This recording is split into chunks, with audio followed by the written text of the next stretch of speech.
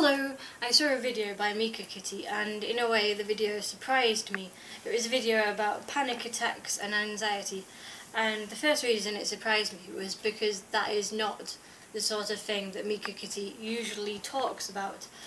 She usually does, I think, much sillier videos or songs or something, or sometimes she purrs at the camera, I know that.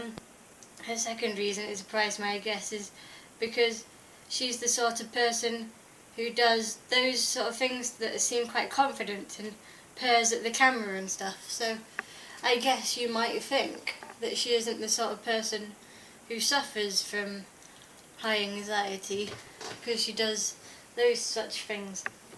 But I think that a good point to get from that is that obviously you can't judge a book by its cover, so to speak. You could know someone and they could be the most confident person you know, they could speak all the time and stuff, and you would still only know them in that one context. You wouldn't know if they had problems in other areas of their life. Also, it was a video response, and I don't think the big YouTubers seem to do very many video responses, but I'm quite glad that Mika Kitty made this video,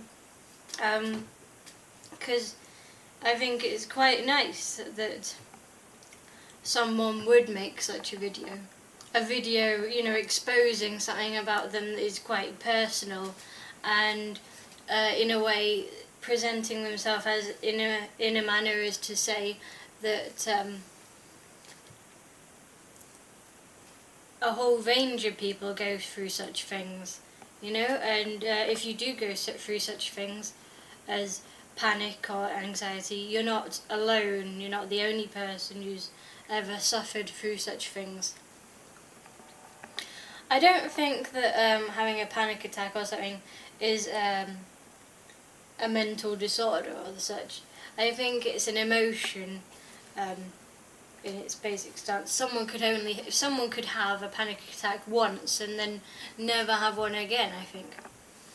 In a way, I suppose it's like a spectrum. At one end it would be a mental health problem where it's affecting someone's life in entirety, and at the other end it could be just an emotion, a one-time thing that someone goes through.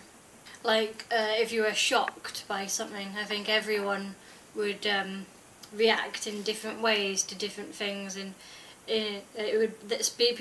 people would be affected to different levels by different things. I think a lot of the time it seems like people don't understand when you're going through something emotional.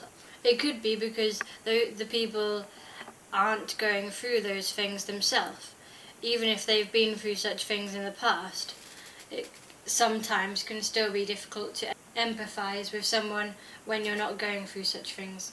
Sometimes I have a difficult time, like university or things like that, because I know I'm going to have to talk to people or show people things and stuff like that, and that can be quite difficult. And there's also the anticipation of having to do things like that in advance, or not knowing when spontaneously you're going to have to talk to people or show people things.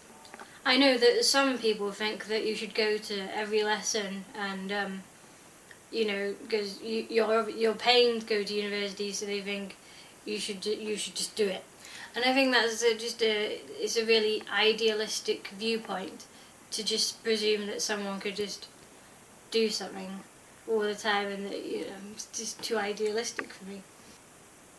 I suppose that's one of the things about being human. I'm not a little robot who can just do tasks all literally and logically all the time and stuff. Sometimes I have a mind that, you know, wants to stay in bed or something, or wants some chocolate even though it's not good for me, or doesn't want to talk to someone even though I should, or anything like that. You know, there's lots of things I think that are about people that are illogical and things, but that's just how it is. That's the way they are, and not everything is going to be logical or easy to explain or understandable or anything like that. Sometimes things just are difficult.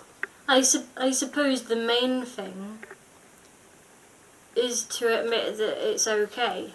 It's okay to sometimes not be able to do something or be overwhelmed. It's okay to not be perfect. It's okay to not be perfect. Okay.